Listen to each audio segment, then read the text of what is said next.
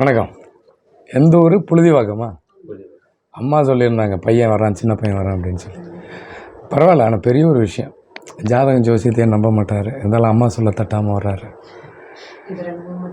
இல்லை அது வாழ்க்கையில் உழைச்சா முன்னுக்கு வர முடியும். பணம் காசு இருந்தால் தான் நம்ம வாழவே முடியும். இன்றைக்கி இருக்கிற சமூகம் பணத்தின் அடிப்படையில் தான் இருக்குது. அப்போ நம்ம தேவைகள் எல்லாம் இந்த சமூகத்தில் வாழ முடியாது. எனக்கு உலகத்தில் யார் கடவுளோ இல்லையா, எங்கள் அம்மா கடவுள் அப்படிங்கிற கேரக்டர். யாரையுமே பகைச்சி பேச மாட்டார். நீங்கள் சொன்னாலும் சரி, நான் சொன்னாலும் சரி, ஓகே அப்படின்னு சொல்லிவிடுவாரே தவிர 10 பேர்த்துட்டு ஐடியா கேட்பார்.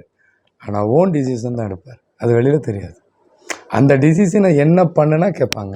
இப்போ நீங்களாம் வந்து செவ்வாய் சூரியன் ஆதிபத்தியம், நீங்கள் என்ன பண்ணுவீங்க அப்படின்னா, ஓகே இப்போ இதை உடனே பண்ணணும். நீங்கள் எங்கேயாவது ஒரு ஊருக்கு கிளம்பிட்டீங்க, ட்ரெஸ் எல்லாம் சேஞ்ச் பண்ணிட்டீங்க. இப்போ அந்த இடத்துக்கு போகக்கூடாதுன்னு சொன்னால் உங்களுக்கு எவ்வளோ கோவம் வரும்? உடனே கிளம்பிடுவீங்க, கேட்க மாட்டீங்க. ஆனால் அது அவர் என்ன பண்ணுவார் அப்படின்னா, கண்டிப்பாக போகலாம் அப்படின்னு சொல்லிவிட்டு அதை தடுக்க முடியாதுங்க. உங்களுக்கு வெளியே கூட்டிகிட்டு போகணுங்கிறக்காக ஒரு குறிப்பிட்ட இடத்துக்கு கூப்பிட்டு போயிட்டு, சரி நாளைக்கு போகலாம் அப்படி, அதாவது உங்களை சாட்டிஸ்ஃபைட் பண்ணுறதுக்கு நேரில் சண்டை போட முடியாதுன்னு தெரியும். அப்படியே ஒரு டிஃபன் பண்ண வச்சு வீட்டுக்கு கூப்பிட்டு வந்துடுவார். உண்டா இல்லையா? உண்டு. அதாவது ஒவ்வொரு மனிதன்கிட்டையும் ஒரு டேலண்ட் இருக்கும். நீங்கள் என்னை சுற்றி உட்காரும் போதே உங்கள் ஜாதகத்தை நான் ஒரு கட்டம் போட்டு வச்சு என்ன அலைகள், இந்த வாக்கு சொல்கிறவங்களே வந்து புதுசாக ஒன்றும் கற்றுக்கிட்டு வந்து சொல்ல மாட்டேன். தனக்கு உள்ளூர ஊறுற அந்த எண்ண அலைகளை தான். இப்போ நம்ம இறைவன்கிட்ட வேண்டுறதுமே நம்மளுடைய எண்ண அலைகள் தான்.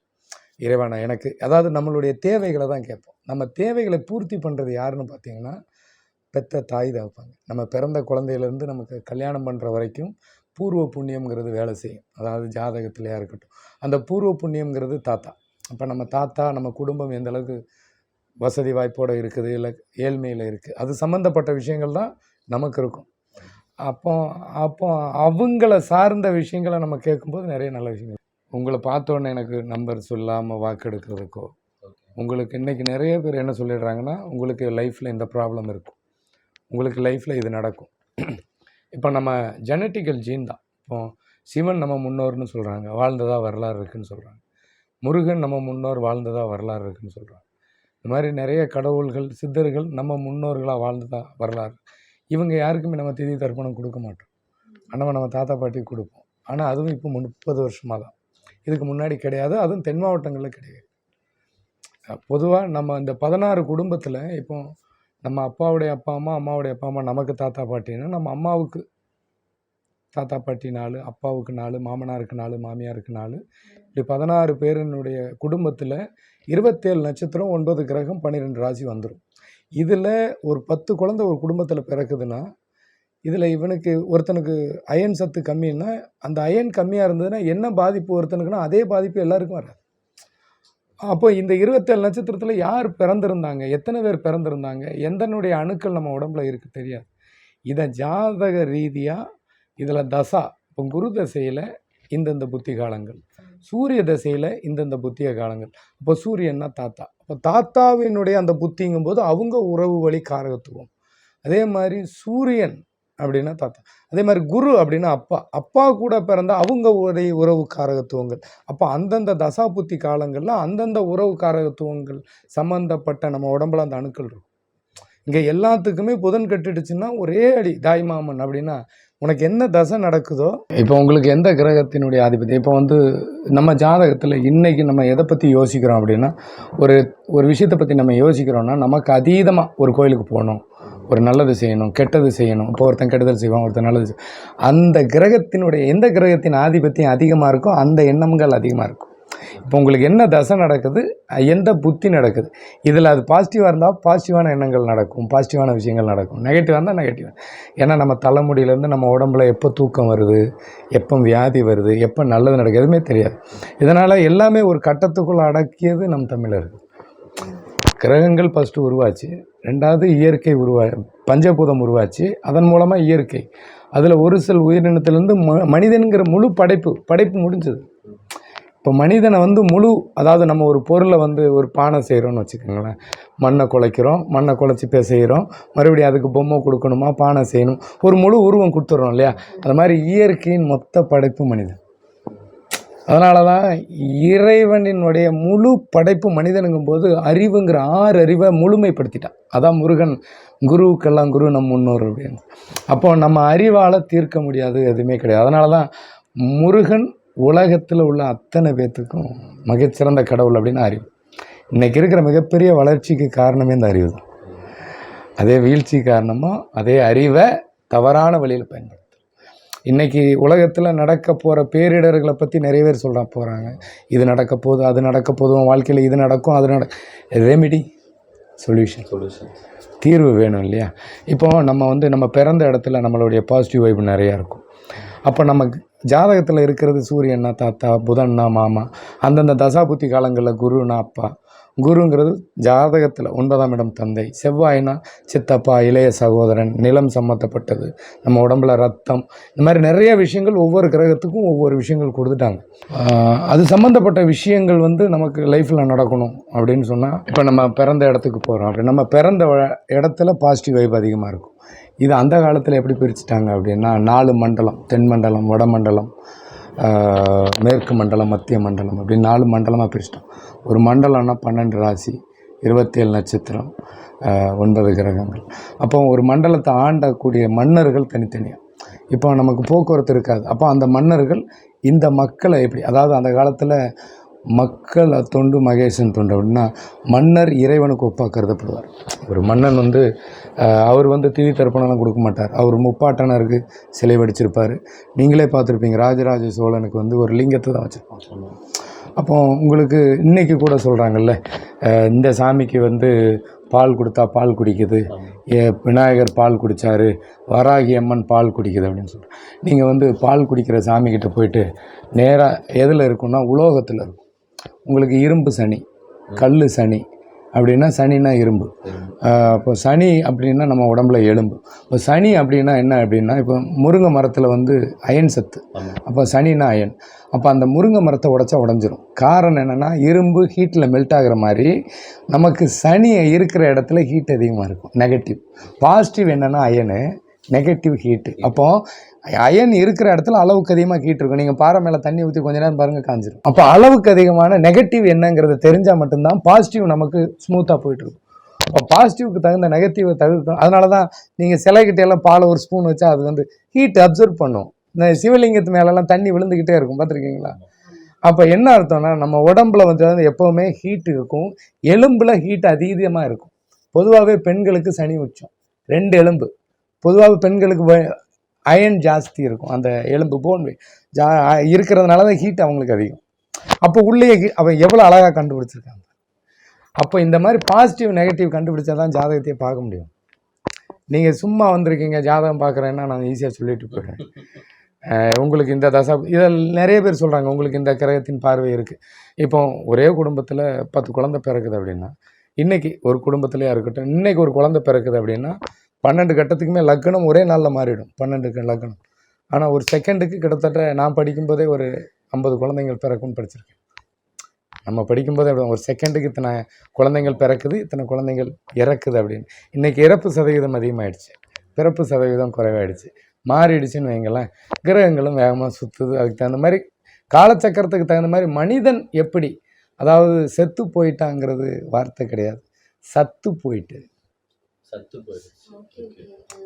உடம்புல சத்து போயிருச்சு.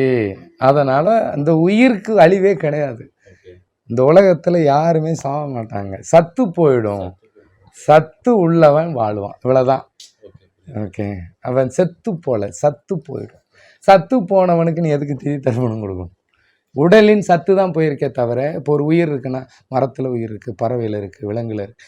எல்லா உயிரினுடைய உருவம் கிடையாது. ஆனால் அந்த உயிருக்கு உடல் எவ்வளவு சத்தாக இருக்கோ அந்த அளவுக்கு அது வாழும். இப்போ விதி அப்படின்னா, மதினா உடல், விதினா அந்த உயிர். அப்போ இந்த மதிங்கிற உடல் சத்து, இந்த சத்தான உணவை நீ எடுத்துக்கிட்டீங்கன்னா உனக்கு வாழ்க்கை நல்லா. அப்போ அது எந்த தசாபுத்தி காலங்கள், இப்போ உங்களுக்கு சந்திர தசை அப்படின்னா அம்மா, சந்திர தசைன்னா அம்மா, உனக்கு அது எந்த வீட்டில் இருக்குது? உனக்கு அது 8ஆம் வீடு, 9ஆம், தந்தைக்கு தாய் அப்படின்னா 12ஆம் வீடு. அதே மாதிரி நம்ம அப்பாவுக்கு 8ஆம் வீடுங்கிறது, அப்பாவுக்கு 8ஆம் வீடுங்கிறது அவருக்கு தந்தைக்கு தாய் வீடு. அப்போ அந்த தசா புத்தி நமக்கு நடக்கு. இதனுடைய கிரக ஆதிபத்தியம். அப்போ நம்ம என்ன பண்ணோம், அப்போ 8 அடி பாஞ்சா குட்டி 16 அடி. அப்போ என்ன சொல்லிடணும், உங்கள் அப்பாவுடைய அப்பா அம்மா, அம்மாவுடைய அப்பா அம்மா உங்களுக்கு தாத்தா பாட்டி. உங்கள் அப்பா அம்மா இருக்காங்க அப்படின்னா உங்கள் அப்பாவுக்கு 4, அம்மாவுக்கு 4, மாமனாருக்கு 4, மாமியாருக்கு 4. இந்த 16 பேரினுடைய 7 தலைமுறை தான் 7 சக்கரம். இதில் 7 சக்கரத்தினுடைய அந்தந்த அணுக்கள், ஒவ்வொரு சக்கரத்திலிருந்து குறிப்பிட்ட அணுக்கள் வந்துக்கிட்டே இருக்குன்னு தான் நம்மளுடைய பெரிய பெரிய சாஸ்திரங்களில் சொல்லியிருக்காங்க. இந்த 7 சக்கரத்தில் 3வது சக்கரங்கிறது வந்து உங்களுக்கு கௌமாரி அப்படிங்கிறது 3வது சக்கரம்னு சொல்லுவோம். ஆனால் உங்களுக்கு கீழே இருந்து மேலே போடும்போது ஒரு குழந்தை தலைகீழாக பிறக்கும். அப்போ உங்களுக்கு முதல் சக்கரம் எங்கே வந்துடுது அப்படின்னா மேலே இருந்து தான், நம்ம இங்கேருந்து தான் வருது. அப்போ உங்களுக்கு எது 7வது சக்கரமோ அதான் ஃபஸ்ட். தலைகீழாக தான் நம்ம பிறக்கிறோம். அப்போ 7வது சக்கரங்கிறது தான் முதல் சக்கரம். அப்போ உங்களுக்கு தலைகீழாக தான், ரிவேட்ஸ் தான் ஆர்டரு. இப்போ ராகு கேது ரிவேட்ஸு. அப்போ ராகு கேதுங்கிறது நிழலுன்றோம், அது காலப்புருஷனுக்கு 8ல் இறந்தவங்கள தான் அதை சொல்கிறோம். அப்போ சத்து இல்லாதவர்கள் மீண்டும் அந்த பிறவி எடுக்கிற 3வது தலைமுறைங்கிறது 5. அந்த 5ஆம் இடம் தான் ஜாதகத்தில் பூர்வ புண்ணியம். கௌமாரிங்கிறது சப்த கன்னி 7 பேர்த்தில் 5ஆம் இடங்கிறது இந்த தொப்புள் கொடியை சொல்லுவான். அது 3ஆம் இடத்துல சக்கரத்தில் வரும். ஆனால் காலக்கணக்கில் 5ஆம் இடம். அதாவது ஒரு விஷயத்தை ரொம்ப ஆழமாக தீர்க்கமாக யோசிச்சிங்கன்னா சூப்பராக இருக்கும். அப்போ தான் உங்கள் பிரச்சனைகளை தீர்க்க முடியும். நீ பாட்டுக்கு அங்கே போ இங்கே போ அப்படின்னா, இந்த 16 பேர் பிறந்த ஊருக்கு போகும்போது எப்படியும் அதனுடைய பாசிட்டிவ் நெகட்டிவ் இருக்கும். அப்போ உங்களுக்கு எந்த தசை நடக்குதுன்னு தெரியணும். தெரிஞ்சு அந்த அவங்க பூர்வீகம் சம்மந்தப்பட்ட சில பேருக்கெல்லாம் 5வது தலைமுறை தெரியாது. இதெல்லாம் ஓரளவுக்கு சாட்டிஸ்ஃபைட் பண்ணக்கூடியது அந்த 3வது தலைமுறைங்கிறதே 5வதுக்கு வந்துடும். 3க்கும் 5க்கும் கனெக்ஷன் இருக்கும். அதனால தான் நம்ம அப்பாவுக்கு தாத்தா பாட்டிங்கிறது 5வது தலைமுறை. இப்போ நீங்கள் ஃபஸ்ட்டு, அப்பா அம்மா செகண்டு, தாத்தா பாட்டி தேர்டு. தாத்தா பாட்டிங்கிறது நம்ம அப்பா அம்மாவுக்கு அப்பா அம்மா, அவங்களுக்கு அப்பா அம்மா, அவங்களுக்கு தாத்தா பாட்டிங்கிறது 4வது ஜென்ரேஷன். அப்போது நம்ம தாத்தா பாட்டிக்கு அப்பா அம்மாங்கிற 5வது ஜென்ரேஷன்லேருந்து தான் நம்ம பூர்வ புண்ணியம் வருது. ஆனால் அதை நம்ம கண்டுபிடிக்க முடியாதுங்கிறதுனால நம்ம அப்பாவுக்கு தாத்தா பாட்டி 4.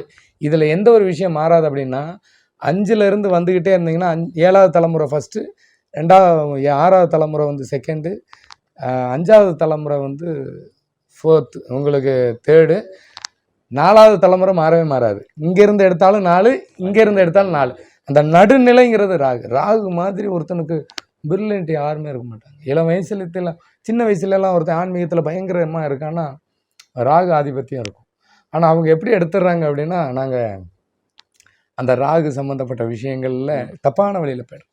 ஏன்னா இங்கே ஆன்மீகம் வேறு மாதிரி விதைக்கப்பட்டிருக்கு, நம்ம அணுக்கள் தான் இருக்குது அப்படின்னு. அதாவது நம்ம முன்னோர்களை வந்து நீங்கள் எதில் நினச்சாலுமே உயிர் இருக்கும். நட்ட கல்லும் பேசுமோ நான், நீ எதை இறைவன் நம்புறியோ அது உள்ள அந்த உயிர் வைக்கும். அதனால தான் நமக்கு அவ்வளோ பவர். இப்படி நிறைய விஷயங்கள் இருக்கும். ஆன்மீகங்கிறது வந்து பேச பேச வந்துக்கிட்டே இருக்கும். எனக்கு இது ரொம்ப, என்னுடைய சேனலில் நீங்கள் பார்த்தீங்கன்னா உங்கள் ப்ராப்ளம், இப்போ நீங்கள் உங்கள் பேரே கேட்கல, இவ்வளோ சொல்லியிருக்கேன்.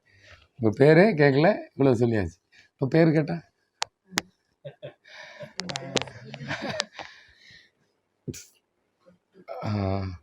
பூமி ஒரு நாளைக்கு வந்து 24 மணி நேரம் சுற்றுறதை வச்சு தான் ஜாதகம் போடுறாங்க.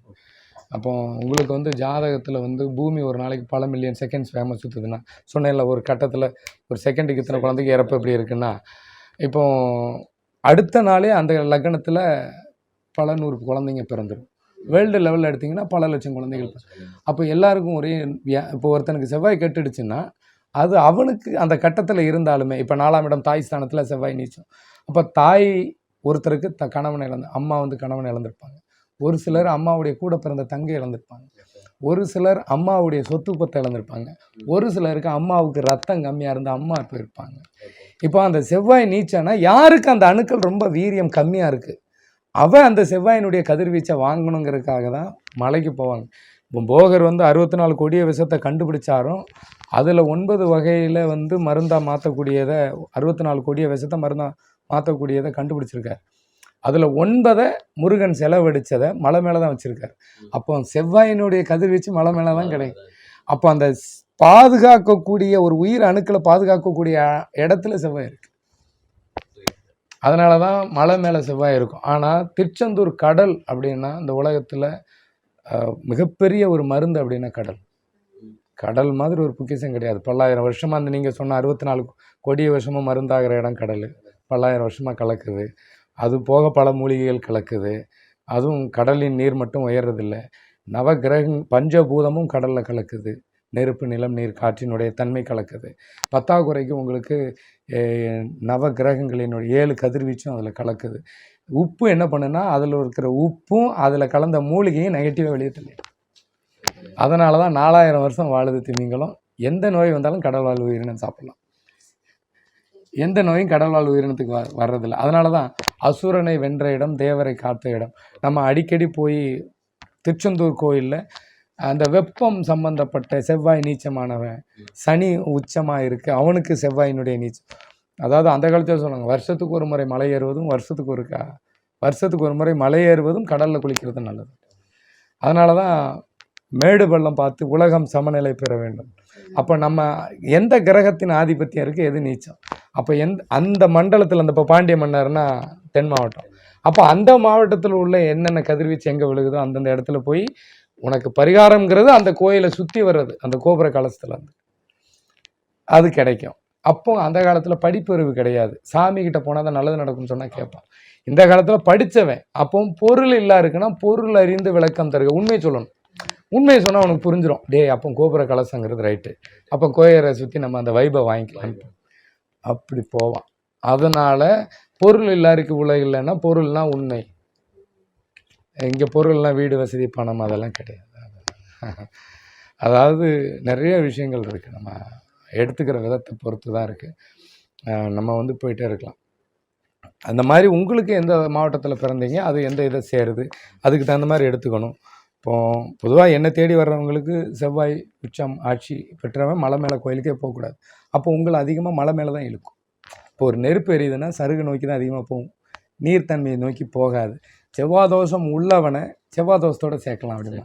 ஆனால் செவ்வாதோஷம்னா என்ன சொல்லிடுவாங்கன்னா மறைவு. இப்போ 2, 4, 6, 8, 10 அப்படின்னா நீ இந்த குழந்தை பிறக்கும் போது அதனுடைய கதிர்வீச்சு இந்த பையனுக்கு இல்லை, அதனால் மறைவு. அப்போ அந்த மறைவாக இருக்கிறவனோட மறைவை சேர்த்தினா அப்போ இவங்களுக்குள்ளே எந்த பிரச்சனையும் வராது அப்படிங்கிற மாதிரி சேர்க்குறாங்க. ஆனால் ஜாதகத்தில் மகரத்தில் செவ்வாய் உச்சம், கடகத்தில் நீச்சம், இப்படி தான் சேர்க்கணும்னு சொல்லியிருக்கோம். எல்லா மறைவும் எல்லாத்துக்கும் நல்லது செய்யாது, எல்லா உச்சமும் எல்லாத்துக்கும் நல்லது செய்யாது. அதனால் செவ்வாதோஷத்தோட செவ்வாதோஷத்தை சேர்க்கக்கூடாது. சாக்கடை சேர்ந்து நாருங்கிறதா ஜோதிடம். க்ளீன் பண்ண வேண்டாமா? உங்களுக்கு பூமி 24 மணி நேரம் இல்லை அப்படின்னு சொன்னேன். வேமா உங்கள் லக்னத்தை வச்சு பேரை கனெக்ட் பண்ணிடலாம். உங்கள் பேர் காமேஸ்வரன், ஈஸ்வரன். அதே மாதிரி காமேஸ்வரன். உங்களுக்கு இது நாள் வரைக்கும் ரிஷப லக்னம் போட்டிருக்காங்கன்னா அந்த சுக்கிரன் இருக்கிறது எங்கே இருக்குது அப்படின்னு பார்த்தீங்கன்னா சூரியனோட இருக்குது. ஆனால் செவ்வாய் அப்படின்னு சொல்லி பார்த்தீங்கன்னா இந்த செவ்வாய் இங்கேயே ஆட்சி. உங்களுக்கு ரிஷப லக்னத்துக்கு அந்த காமேஸ்வரன்னா சூரியன் கனெக்ஷன் வரணும். இப்போ 1, 2, 3, 4 4ஆம் வீடுங்கிறது சந்திரன். சந்திரன் செவ்வாய் வீட்டில் இருக்கும். அப்போ அந்த காமத்துக்கு உண்டான அதிபதினா 8ஆம் வீடு. அப்போ உங்களுக்கு 8க்கும் இதுக்கும் கனெக்ஷன் வருது அப்படின்னா ஈஸ்வரன் பட்டம். முருகன் சிவனுடைய பிள்ளை. அப்போ உங்களுக்கு மேஷ லக்னம். ஏன்னா 24 மணி நேரம் இல்லைங்கிறதுனால அந்த லக்னம் 2 மணி நேரத்தில் மாறிடும். அப்போ உங்களுக்கு மேஷ லக்னம். லக்னத்தில் செவ்வாய். டைமுக்கு நீங்கள் சாப்பிட்லன்னா கோவம் வருமா? அவங்களுக்கு வரும். டைமுக்கு எதையாவது சாப்பிட்றணும், இல்லைன்னா எனக்கு ஒரு உங்களுக்கு. அப்போ லக்னத்தில் செவ்வாய்ங்கிறது லக்னம் கரெக்ட். அது வேற விஷயம். ஆனால் உங்களுக்கு சாப்பாட்டு விஷயத்தில் விளையாண்டாலோ இல்லை இந்த பொதுவாக செவ்வாய்ங்கிறது கணவன் மனைவி அந்யோன்யம், குழந்தை சம்மந்தப்பட்ட பிரச்சனைகள், குழந்தை சில பேர்த்துக்கு அந்த செவ்வாய் அங்கே இருக்குன்னா அது சம்மந்தப்பட்ட ரிலேட்டடை கொடுக்கும். ஏன்னா செவ்வாய் 5ஆம் வீடு அப்படிங்கிறது உச்சமே இங்கே தான். அப்போ செவ்வாய் அங்கே வருது அப்படின்னாலே சூரியன் உங்களுக்கு 9ஆம் வீட்டில் உட்காந்தாச்சு. அங்கே உங்களுக்கு சனி வேறு உட்காந்துருக்கு 5ஆம் வீட்டுக்கு தகுந்த மாதிரி. குழந்தை இருக்கா? கல்யாணம் எத்தனை வருஷம் ஆச்சு? 7 வருஷம் ஆகுது. இப்போ சொல்லுங்கள், லக்னம் சரியா இல்லையா? அப்போ இது நாள் வரைக்கும் பார்க்குறவங்க நிலைமை உங்களுக்கு குழந்தை இல்லை. அப்போ நீங்கள் வந்தது அதுக்கு தான். நான் ஃபஸ்ட்டே உங்கள்கிட்ட என்ன ஏதுன்னு கேட்கல. ஓகே, உங்கள் அம்மாகிட்டையும் நான் பேசலை. இப்போ நீங்கள் வந்தது எதுக்கு? குழந்தைக்கு. கன்ஃபார்ம் தானே? அப்போ ஜாதகம் வந்து இனி இது தேவையில்லை எனக்கு. உங்களுக்கு பிரச்சனை என்னங்கிறது எனக்கு இப்படி ஒவ்வொரு மனிதனுக்கும் ஒவ்வொரு தேவை இருக்கும்.